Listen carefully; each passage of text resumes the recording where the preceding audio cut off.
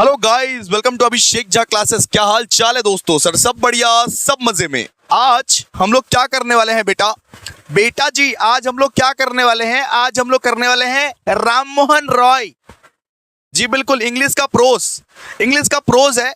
ज्ञान की बातें दी हुई है यहाँ पे। रविन्द्रनाथ टैगोर यहाँ पे राम मोहन रॉय जी के बारे में लिखते हैं कि इनका एग्जिस्टेंस क्यों जरूरी था, इनको क्यों सम्मान मिलना चाहिए, राम मोहन रॉय को क्यों सम्मान मिलना चाहिए, ये सब चीज के बारे में लिखा गया है। तो जितना जो पढ़ा रहा हूं वो बढ़िया तरीके से पढ़ लो भाई, बढ़िया तरीके से पढ़ लो। एमसीक्यूज भी सॉल्व करवाऊंगा। सबसे पहले क्या करेंगे? सबसे पहले हम लोग इंट्रोडक्शन पढ़ेंगे। सर किसका इंट्रोडक्शन पढ़ेंगे?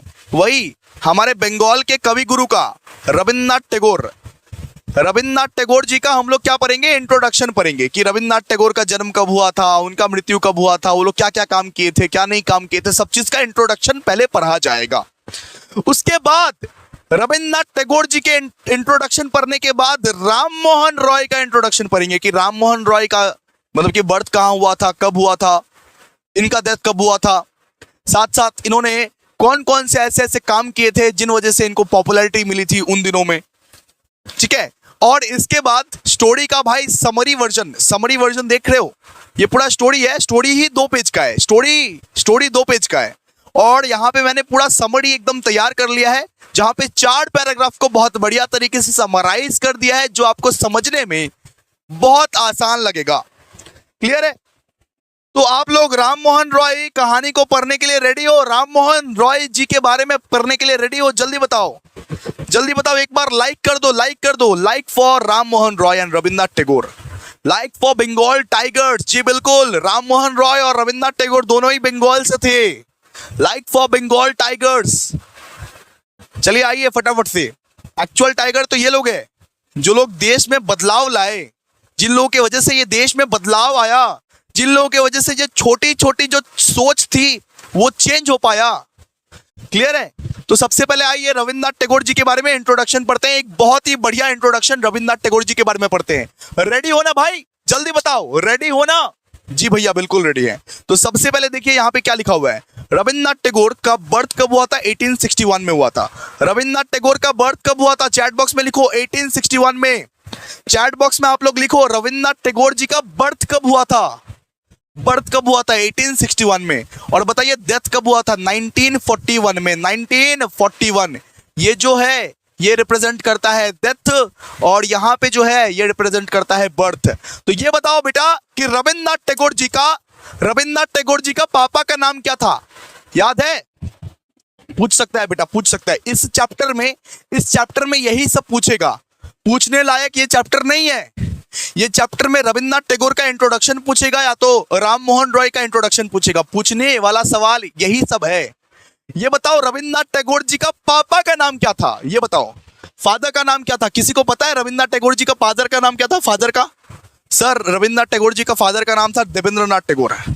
देवेंद्र नाथ टैगोर। जी बिल्कुल।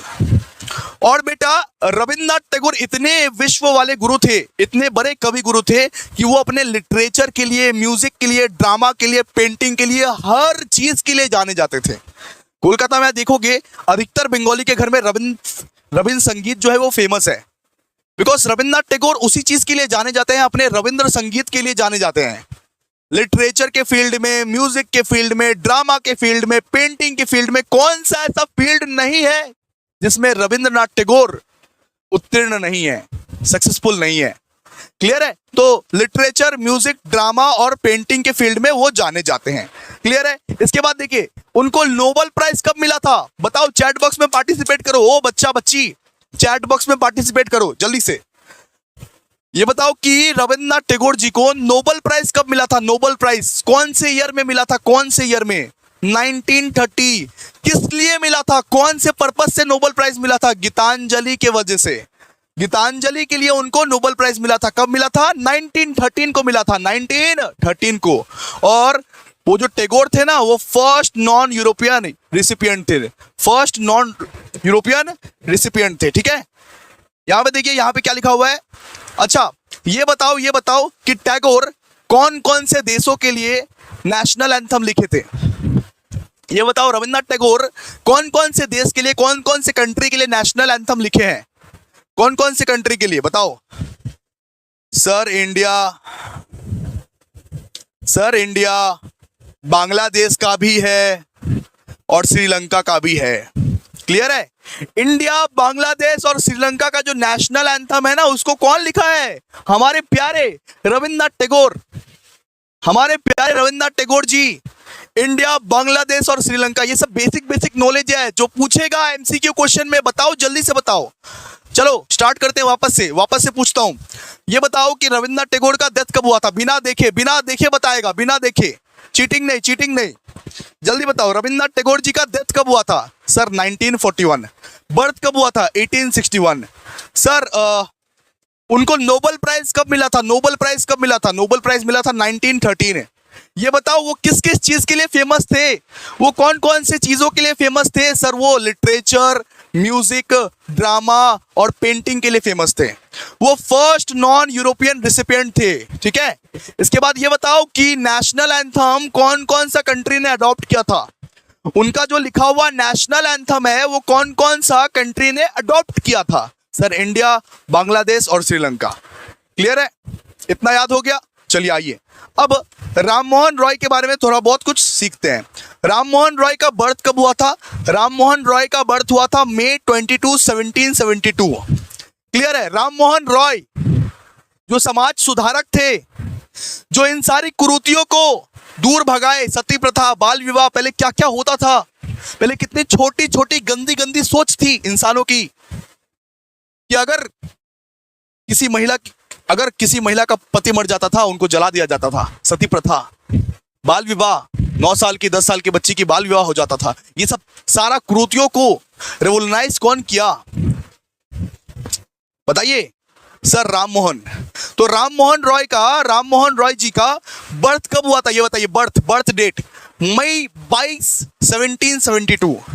राम मोहन रॉय का बर्थ कब हुआ था? मई 22, 1772। और कहां हुआ था? सर राधानगर। अरे बंगाल में हुआ था, यहीं पे हुआ था बंगाल में। ये दोनों ही, राम मोहन रॉय और रविन्द्रनाथ टैगोर, ये दोनों ही बंगाल के ही निवासी है। ये बताइए राम मोहन रॉय जी का, राजा राम मोहन का डेथ कब हुआ था? ये बताइए, जल्दी बताइए। सितंबर 27, 1983। डेथ कब हुआ था? सितंबर 27, 1983। और राम मोहन रॉय एबोलिशन ऑफ सती प्रथा के लिए माने जाते हैं, बाल विवाह के लिए माने जाते हैं। और वो ना इनकरेज किए थे, कौन सा चीज का इनकरेज किए थे? Remarriage of widows. वो इनकरेज किए थे कि जो विधवा हो गए हैं उनको वापस से शादी करवा दो, उनकी भी तो जिंदगी है ना। रीमैरिज फॉर विडोस, वो इस बात को इनकरेज किए थे, बढ़ावा दिए थे कि जो लोग विधवा हो गए हैं उनको वापस शादी करा दो। तो 3 चीजों के लिए माने जाते हैं वो बेसिकली। कौन सा? सती प्रथा, बाल विवाह, और वो इनकरेजमेंट दिए थे कि किसी भी तरीके से वो जो विधवा है देश का, उनका भी रीमैरिज होना चाहिए। ठीक है, 3 चीजों पर जोर दिए थे। वो समाज सुधारक थे, आप क्या बोल सकते हो उसको? समाज सुधारक। क्लियर है? बर्थ कब हुआ था बताइए? बर्थ हुआ था मई 22, 1772। डेथ कब हुआ था? सितंबर 27, 1983। सितंबर 27, 1983। ये बताइए कहाँ उनका जन्म हुआ था? राधानगर बंगाल में। क्लियर है? चलिए अब स्टोरी पढ़ते हैं। स्टोरी में ऐसा कुछ भी नहीं है, स्टोरी में ज्ञान दिया हुआ है कि राम मोहन रॉय क्या क्या किए थे, लोग इंपॉर्टेंस समझे कि नहीं समझे, किस तरीके से हमें राम मोहन रॉय का सम्मान करना चाहिए, ये सब चीज दिया हुआ है। ठीक है, इसी स्टोरी को मैंने अपने हाथों से समराइज कर दिया दोस्तों। आइए पढ़ते हैं। इसी स्टोरी को समराइज कर दिया है। चलिए आइए समराइजेशन पढ़ते हैं, जल्दी आइए। आइए पढ़ते हैं फर्स्ट पैराग्राफ में क्या दिया हुआ है। फर्स्ट पैराग्राफ जो है उसका क्या समरी है, एक बार पढ़ते हैं। ये जो कहानी लिखा हुआ है, वो जो फर्स्ट पैराग्राफ है उसका पूरा समरी यहाँ पे दिया हुआ है। देखिए यहाँ पे लिखा हुआ है, Rabindranath Tagore reflects on the challenges of understanding and appreciating individual who emerged during periods of national decline.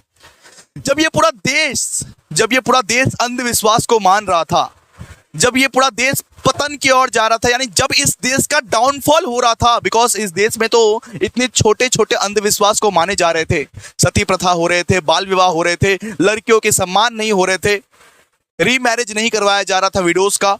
इतने छोटे छोटे अंधविश्वास को जब इस देश में माना जाता था, उस टाइम में कोई महान इंसान अगर पैदा होता था इस देश का, तो उनका अहमियत कोई नहीं समझता था। बिल्कुल इसी तरीके से राम मोहन रॉय थे, जो इस देश में चेंज लाने आए थे, जो इस देश में बदलाव लाने आए थे। ये छोटी छोटी चीजों का, छोटे छोटे सोचों का बदलाव लाने आए थे, लेकिन उनका ये इंपॉर्टेंस कोई नहीं समझ पाया। राम मोहन रॉय जी का इंपॉर्टेंस इस देश में कोई नहीं समझ पाया। जो इंसान इतना महान, जिनको भर भर के रिस्पेक्ट मिलना चाहिए, जो वो डिजर्व करते थे, लेकिन उनको कोई रिस्पेक्ट नहीं मिला। यहां पे बस वही दिखाया गया, उनको भर भर के सिर्फ बेइज्जती मिली। जब राम मोहन रॉय सबको समझाने जाते थे कि ये सब कुरीतियां है, सती प्रथा, बाल विवाह, ये सब चीज नहीं करना चाहिए, तब लोग उनके अगेंस्ट खड़े हो जाते थे। उनके अगेंस्ट खड़े हो जाते थे कि आप कौन है बोलने वाले, आपका बात क्यों सुने, हम अपनी प्रथाएं को फॉलो करेंगे। उस युग में ऐसे ऐसे महान इंसान को समझ पाना बहुत ज्यादा मुश्किल हो जाता था। ऐसे ऐसे महान इंसान को, महान थॉट्स वाले इंसान को समझ पाना बहुत ज्यादा मुश्किल हो जाता था, बिकॉज उस युग में ऐसा होता था, उस युग में लोगों के आंखों से सच्चाई का पर्दा हट चुका था। म्यूजिक ऑफ ट्रुथ का मतलब है सच्चाई का पर्दा। लोग सच्चाई को भूल गए थे और लोग अंधविश्वास को मानते थे, खाली अंधविश्वास को मानते थे। यहां पे रविन्द्रनाथ टैगोर उन लोगों को रिप्रेजेंट किया है, जो लोग महान लोगों का इंपॉर्टेंस नहीं समझ पाते, जो लोग आज भी बाल विवाह करते हैं, बाल विवाह का सपोर्ट करते हैं, जो लोग आज भी बाल विवाह का सपोर्ट करते हैं, जो लोग आज भी विधवा को घर में रखते हैं, बोलते हैं कि नहीं इसकी शादी नहीं होनी चाहिए, जो लोग आज भी छोटा छोटा अंधविश्वास मानते हैं, उन लोगों को रिप्रेजेंट करके यहाँ पे बोला है कि राम मोहन रॉय का इंपॉर्टेंस उस दिन कोई भी नहीं किया। राम मोहन रॉय तो डिजर्व करते थे, राम मोहन रॉय जैसे इंसान बहुत ज्यादा चीज डिजर्व करते थे, बहुत ज्यादा रिस्पेक्ट डिजर्व करते थे, लेकिन उस लेवल का रिस्पेक्ट उनको कभी जिंदगी में नहीं मिला और कोई दिया भी नहीं, आज भी नहीं दे रहा है। ये रिप्रेजेंट कर रहे हैं, ये बोल रहे हैं, ठीक है। यहां पे देखिए, यहां पे बोल रहा है कि he reflects on the challenges of understanding and appreciating individuals who emerged during period of national decline.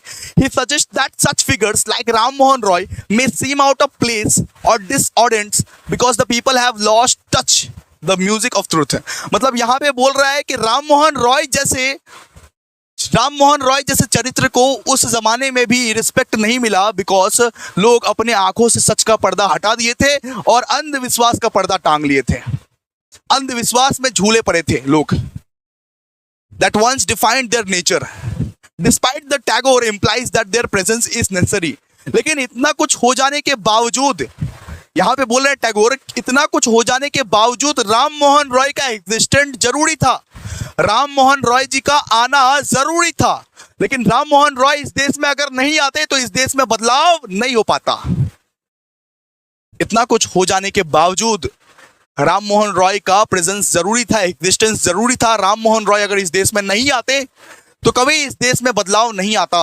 Ram Mohan Roy जैसे लोग हैं कि वो राम मोहन रॉय क्या करते हैं, एक देश का सूखा बंजर जमीन को हरियाली में बदल दिए। राम मोहन रॉय जैसे लोग आए, इसी वजह से इस देश का सूखा बंजर जमीन को हरियाली में बदलने में मदद मिली। राम मोहन रॉय जी को तो उस लेवल का सम्मान नहीं मिला, उस लेवल का रिस्पेक्ट नहीं मिला देशवासियों से, लेकिन खैर उनका प्रेजेंस, उनका एग्जिस्टेंस बहुत ज्यादा जरूरी था। वो आए, इसी वजह से तो आज इतना कुछ हम लोग को देखने को मिल रहा है। सती प्रथा एबॉलिश, आज भी बाल विवाह हो रहा है, लेकिन बहुत रेयरली हो रहा है, बहुत रेयरली। लेकिन पहले तो हर एक घर में होता था। आज लोग फुल फ्रीडम के साथ जी रहे हैं। उस जमाने में फ्रीडम नहीं था कुछ। ये सब किस लिए हुआ है? ये सब हुआ है राम मोहन रॉय की वजह से। क्लियर है? अब पढ़ेंगे हम लोग सेकंड पैराग्राफ का, ठीक है। सेकंड पैराग्राफ का यहां पे देखिए, यहां पे क्या लिखा हुआ है, Ram Mohan Roy is portrait as a man ahead of it time. मतलब यहां पे रविन्द्रनाथ टैगोर बोले हैं कि राम मोहन रॉय जो है वो बहुत पहले ही आ गए थे। वो बहुत पहले ही आ गए थे समाज को सुधारने के लिए। वो उस समय में आ गए जहां पे उनका बात कोई नहीं सुनने वाला था, जहां पे उनका सब डिसरेस्पेक्ट करते थे कि नहीं हम तुम्हारा बात क्यों सुनेंगे, काहे का समाज सुधारक, ऐसे करके डिसरेस्पेक्ट करते थे। खुद के देश के लोगों ने उनको रिजेक्ट कर दिया था। राम मोहन रॉय वैसा आदमी था। आज के अगर टाइम में आते, राम मोहन रॉय अगर आज के टाइम में आते, आज के युग में आते, तो लोग उनकी बात सुनते भी, लेकिन वो उस टाइम में आ गए थे, वो बहुत पहले आ गए थे, वो बहुत पहले उनका जन्म हो गया था। यहाँ पे ये रिप्रेजेंट करने की कोशिश की गई है, उस सदी में उनका जन्म हो गया जब उनको खुद के देशवासियों ने नकार दिया, जब उनको खुद के देशवासियों ने सपोर्ट नहीं किया, रिजेक्ट कर दिया। ये क्या बात बोल रहा है? हर कोई उनके अगेंस्ट था, हर कोई उनके अगेंस्ट था। बहुत रेयर पर्सनालिटी होगा, बहुत रेयर लोग होंगे जो उनके साथ खड़ा था, लेकिन अगर बात करें 99% उनके अगेंस्ट थे वो। यहां पे क्या बोला है? Rejected by his countryman who was reluctant to confront their responsibilities and preferred to cling to delinquency. यहां पे क्या बोला गया है? यहां पे बोला गया है कि वो लोग रिजेक्ट वही लोग किए थे जो अपने रिस्पॉन्सिबिलिटी से भाग रहे थे, जो अपनी रिस्पॉन्सिबिलिटी से भाग रहे थे, रिजेक्ट वही लोग किए थे। राम मोहन रॉय का सम्मान वही लोग नहीं करते थे जिनको लगता था कि ये मेरा रिस्पॉन्सिबिलिटी नहीं है, वो खुद का रिस्पॉन्सिबिलिटी से भाग रहा था। इस देश के लोग खुद की रिस्पॉन्सिबिलिटी से भाग रहे थे और आंखों में एक पर्दा लगाया हुआ था, अंधविश्वास वाला पर्दा, अंधविश्वास का पर्दा लगाया हुआ था जो म्यूजिक ऑफ ट्रूथ को ढकता था। ठीक है। Despite this rejection, Roy's appearance was seen as inevitable and necessary for ushering in the new era of मतलब कि enlightenment। यहाँ पे क्या बोला गया है? इतने रिजेक्शन के बाद भी रॉय का अपीयरेंस जरूरी था, रॉय का जो प्रेजेंस है वो जरूरी था। अगर रॉय आज जन्म नहीं होते, राम मोहन रॉय जैसे कैरेक्टर अगर आज इस देश में नहीं आते, तो इस देश में ये न्यू एरा, ये मॉडर्न एरा कभी आप देख नहीं पाते। आज भी आप पुराना जमाने में जीते, जहां पे सती प्रथा होता, जहां पे बाल विवाह होता, जहां पे इतने सारे कुरीतियां होते, जहां पे लोग अंधविश्वास के चक्कर में अपने आप को मार डालते हैं। क्लियर है? तो रॉय का जो प्रेजेंस है वो आज भी बहुत ज्यादा क्या था? जरूरी था। रॉय ने उस समय जन्म लिया, इतने सारे देश का इतने सारे देशवासियों के ताने सुने, इसी वजह से आज आप न्यू एरा देख पा रहे हो। रॉय का जो प्रेजेंस है वो बहुत ज्यादा इंपॉर्टेंट मैटर करता है। मतलब कि टैगोर ये बोलता है कि रॉय का जो प्रेजेंस है वो बहुत ज्यादा इंपॉर्टेंट मैटर करता है इस देश के लिए। रॉय अगर नहीं होता तो क्या होता? रॉय मतलब राम मोहन रॉय। यहाँ पे बोला गया है, Tagore compares him to a transformative force that brings life to a barren landscape representing the spirit of his mission of his land. यहाँ पे रॉय को बोला गया है कि रॉय एक ऐसी शक्ति लेके आए थे कि वो पूरा का पूरा कंट्री को बदल दिए, उस शक्ति के पूरा देश के विचार को बदल दिए, पूरा देशवासियों को बदल दिए, देशवासियों के थॉट्स को बदल दिए। रॉय के अंदर वो शक्ति था, रॉय के अंदर वो ट्रांसमोटिव फोर्स था जो इस देशवासियों के विचार को बदल दिए, इन सारी कुप्रथाओं को अबॉलिश कर दिया। बाल विवाह, सती प्रथा जो हुआ करता था उनको अबॉलिश कर दिया। रॉय में ऐसी शक्ति थी। ठीक है। अब पैराग्राफ 3 पढ़ते हैं, आइए।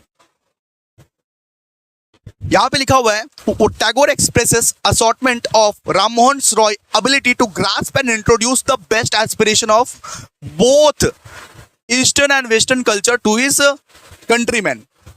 रविंद्रनाथ टैगोर जी को हैरानी होती है कि राम मोहन रॉय में कितना क्षमता था कि वो पूरा देश के कल्चर को समझ गया, ईस्टर्न कल्चर को, वेस्टर्न कल्चर को, साउदर्न कल्चर को, सारे के सारे कल्चर्स को समझ गया। राम मोहन रॉय में कितनी क्षमता थी कि वो उस जमाने में जब छोटी छोटी सोच के लिए लोग मरते थे, जब अंधविश्वासों का जमाना था, वहां पे उन्होंने ईस्टर्न एंड वेस्टर्न कल्चर को आराम से पूरा डिटेल्ड में समझ गए। हर एक कल्चर को बारीकी से समझ गए कि इस कल्चर के थ्रू क्या होता है, इस कल्चर के थ्रू क्या होता है। और जहां जहां उनको दिखा कि वो यहां कुप्रथा हो रही है, उनको हटाने का कोशिश किया। Despite living in a narrow, Roy's visions of the modern age with its advancement of the activity was clear to him. Roy को अपना विजन क्लियर था कि उनको क्या करना है। रॉय को अपना विजन क्लियर था कि हमको मॉडर्न एज लाना है, हमको ये ट्रेडिशनल एज से हमको न्यू एरा लाना है, हमको ये कुरीतियों वाला एरा नहीं चाहिए, हमको ये बकवास एरा नहीं चाहिए जहां पे पति के मर जाने पर पत्नी को जला दिया जाता था, जहां पे ये बाल विवाह को मतलब जहां पे अर्ली मैरिज होती थी, जहां पे सती प्रथा होती थी, उनको वो वाला युग नहीं चाहिए, उनको वो वाला एरा नहीं चाहिए। रॉय का विजन एकदम क्लियर था कि हमको मॉडर्न एज चाहिए। And he played a significant role in the introducing this idea in India before the modern age itself fully realized them. जब तक मॉडर्न एज आया तब तक वो ये सारे के सारे बदलाव ऑलरेडी कर चुके थे। रॉय का इतना ज्यादा इंपॉर्टेंस है कि जब तक मॉडर्न एज आया इस इंडिया में, इस कंट्री में, वो तब तक ये सब सारा चीज बदलाव हो गया था। मतलब कि तब तक वो सती प्रथा एबॉलिश हो गया था, वो तब तक अर्ली मैरिज एबॉलिश हो गया था। क्लियर है? यहां पे यही चीज दिखाया गया है। इसके बाद देखिए, इसके बाद हम लोग पढ़ेंगे लास्ट पैराग्राफ। लास्ट पैराग्राफ में रविंद्रनाथ टैगोर जी राम मोहन रॉय को क्या बोलते हैं, वो चीज हम लोग पढ़ने वाले हैं। आइए फटाफट से। क्या आप लोग को समझ में आया इतना? ये कहानी पढ़ने के लायक नहीं है, इसमें आपको बहुत कम एमसीक्यूज मिलेंगे। एग्जामिनेशन में जाइएगा ना तो रविंद्रनाथ टैगोर जी का मिलेगा, राम मोहन रॉय का मिलेगा, यही सब चीज पूछेगा कि म्यूजिक ऑफ ट्रुथ क्या होता है, ये वो। ठीक है, आइए लास्ट वाला पैराग्राफ पढ़ते हैं। लास्ट वाला पैराग्राफ यहाँ पे क्या लिखा हुआ है, समरी ऑफ पैराग्राफ 4। आइए, Tagore reflects on India's tendency to blame destiny, deplore the past and despair the future. यहाँ पे टैगोर उन लोगों को बोला है, उन लोगों की बात की है जो लोग डेस्टिनी को ब्लेम करते हैं। यहाँ पे टैगोर उन लोगों की बातें की है जो लोग डेस्टिनी को ब्लेम करते हैं कि ये मेरा किस्मत ही खराब है, मेरा किस्मत ही खराब है। उन लोगों का बात करता है जो पास्ट को हमेशा सोचते हैं, यानी पास्ट के बारे में सोचते हैं हमेशा। और उन लोगों की बात करते हैं जो लोग फ्यूचर के टेंशन में रहते हैं, He believes that India has reason to hope for the best thanks to the presence of the figures like Ram Mohan Roy. वो बोलते हैं कि राम मोहन रॉय के प्रेजेंस को सोच के अपने आप को मोटिवेट करना चाहिए। हमेशा हम इंडियंस को मोटिवेटेड होना चाहिए कि राम मोहन रॉय जैसे कैरेक्टर इस इंडिया में एग्जिस्ट करते थे, राम मोहन रॉय जैसे महान इंसान इस इंडिया में एग्जिस्ट करते थे। ये सोच के हमें मोटिवेट होना चाहिए और उनसे कुछ सीखना चाहिए, हम लोग हमेशा डेस्टिनी को ब्लेम करते हैं कि मेरी किस्मत फूटी है। हम लोग हमेशा पास्ट को सोचते हैं, पास्ट के बारे में सोचते हैं कि जो मतलब कि पास्ट में हो जाता है उस चीज के बारे में हम लोग सोचते हैं। हम लोग हमेशा फ्यूचर को दोष देते हैं। लेकिन यहाँ पे रविंद्रनाथ टैगोर जी ने बोला है कि हम लोग को तो प्राउड फील करना चाहिए, हम लोग को तो मोटिवेट होना चाहिए, हम लोग को तो उनसे सीखना चाहिए जिनके देश में राम मोहन रॉय जैसे महान इंसान, महान कैरेक्टर एग्जिस्ट करते हैं। समझे? He urges his countrymen to fully realize the significance of Roy's contribution and to offer him the recognitions and gratitude he deserves। वो कंट्रीमैन से रिक्वेस्ट करते हैं, वो कंट्री से रिक्वेस्ट करते हैं, रविंद्रनाथ टैगोर जी कंट्री से रिक्वेस्ट करते हैं कि ये देशवासियों, राम मोहन रॉय जी को जो सम्मान मिलना चाहिए था, जो रिस्पेक्ट मिलना चाहिए था, वो रिस्पेक्ट अब तुम उसे दो, अब तुम उन्हें दो। उस जमाने में तो उनको नहीं मिल पाया, उस जमाने में तो राम मोहन रॉय को वो रिस्पेक्ट नहीं मिल पाया, वो सम्मान नहीं मिल पाया, लेकिन अभी के जमाने में भी एटलीस्ट राम मोहन रॉय जो डिजर्व करते हैं वो रिस्पेक्ट तुम उन्हें दो। फिर यहाँ पे लिखा हुआ है, Tagore sees Roy's as a great messenger of truth and believes that India has the opportunity to show it greatness by honouring him appropriately. So Tagore अपने आप को ग्रेट मैसेंजर मानते हैं, राम मोहन रॉय का ग्रेट मैसेंजर मानते हैं, अपने आप को ग्रेट संदेश वाहक मांगते हैं कि हाँ भाई, मैंने राम मोहन रॉय के बारे में कुछ लिखा है, कुछ कहा है। और ये देश से उम्मीद करते हैं किसी भी तरीके से राम मोहन रॉय का ये जो कंट्रीब्यूशन है उनको याद रखें। बस इतना ही था कहानी। रविंद्रनाथ टैगोर ये देश से उम्मीद रखते हैं कि राम मोहन रॉय का जो ये कंट्रीब्यूशन है उनको याद रखें, उनका याद रखें। तो यही था समरी ऑफ पैराग्राफ 4, बस इतना ही था। यहाँ पे क्या बोला गया है, यहाँ पे पूरा का पूरा राम मोहन रॉय के बारे में यहाँ पे तारीफ की गई है कि राम मोहन रॉय उस जमाने में आए थे, उस युग में आए थे जब उनका जो मॉडर्न थिंकिंग था उनको कोई पहचान नहीं पा रहा था, उनको रिस्पेक्ट नहीं मिला जो वो डिजर्व कर रहे थे। राम मोहन रॉय को रिस्पेक्ट नहीं मिला जो वो मतलब कि डिजर्व करते थे, लेकिन फिर भी उनका प्रेजेंस जरूरी था इस मॉडर्न एरा का आने के लिए। ये जो मॉडर्न एरा आप देख पा रहे हो ये किसके लिए है, राम मोहन रॉय के लिए। ठीक है, तो आइए अब एमसीक्यू करते हैं। क्या आप लोग एमसीक्यू के लिए रेडी हो? इस चैप्टर में एमसीक्यू ही एमसीक्यू रहेगा, ठीक है। चलिए आइए, क्या आप लोग एमसीक्यू के लिए रेडी हो? चलिए, एमसीक्यू के लिए क्या रेडी हो? जल्दी बताइए, जल्दी बताइए, जल्दी बताइए। जी भैया रेडी है। चलिए आइए फिर, आइए अब फटाफट से भाई, फटाफट से एमसीक्यू का आंसर देंगे। ओके, फटाफट से एमसीक्यू का आंसर अब आप देंगे, ठीक है। तो सबसे पहला एमसीक्यू देखिए, who is credited with the inaugurating the modern age in India? किसको क्रेडिट दिया जाता है मॉडर्न एज के लिए? राम मोहन रॉय, राम मोहन रॉय को क्रेडिट दिया जाता है। इसके बाद सेकंड का क्या हो जाएगा? In what aspect did India struggle before Ram Mohan Roy times according to the text? Spiritual decline, अंधविश्वास। सेकंड का क्या हो जाएगा? स्पिरिचुअल डिक्लाइन, अंधविश्वास। विश्वास ठीक है भाई, अंधविश्वास गलत है। सेकंड का क्या हो जाएगा? सी। अब third, what did Ram Mohan Roy brings to India through the personality according to the text? इसका क्या हो जाएगा? Creative events and the spiritual validity. मतलब सीधा सा बात है, विश्वास रखो लेकिन अंधविश्वास नहीं रखो। राम मोहन रॉय क्या बोलता था? विश्वास रखो लेकिन अंधविश्वास मत रखो। इसके बाद फोर क्या है बेटा? फोर क्या है? What did Ram Mohan Roy believe was essential for human civilization?